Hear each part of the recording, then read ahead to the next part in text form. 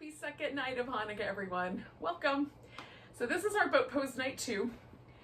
Now, if yesterday's boat pose is a little bit tricky for you, some people, because of the way we balance in that boat pose on the sit bones, some of us have more prominent tailbones, and sometimes that can create a little bit of tailbone pain. So if you found that to be true for you for the first night of boat pose, you have two options.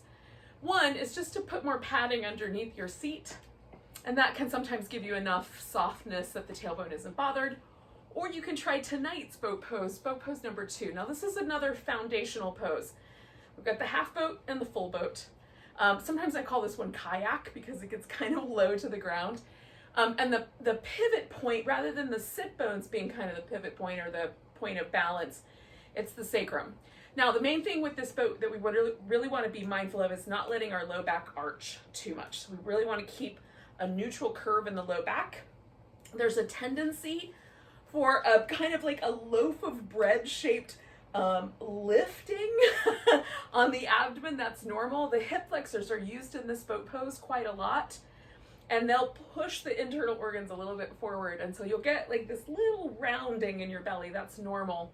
We're just going to try to hold that bread in the toaster as best we can by drawing in the sides of the waist, drawing the navel back a bit, trying to maintain a neutral curve in your low back. And I'll give you some options for your arms so that you can do the right amount of challenge for you. Now, this one starts laying down. What's better than that, I ask?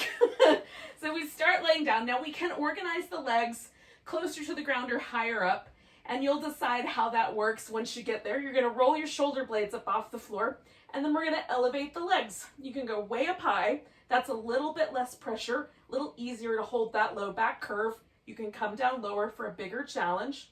If you tend to overdo it with the neck, put your hands behind your head, press back, or you can let your arms rest kind of towards the feet, or they can go overhead.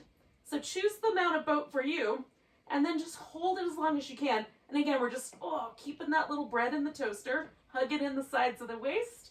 When you're done, put your feet on the ground.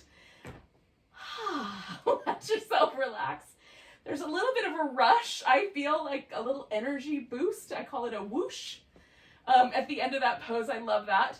And I also find that either like some little windshield wipers with the legs or floating the knees in and giving your low back and your sacrum a little bit of extra love is helpful.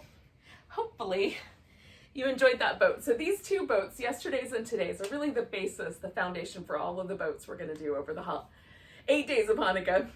So thanks for joining me for night number 2, and we'll get to night number 3 tomorrow. Namaste, yogis.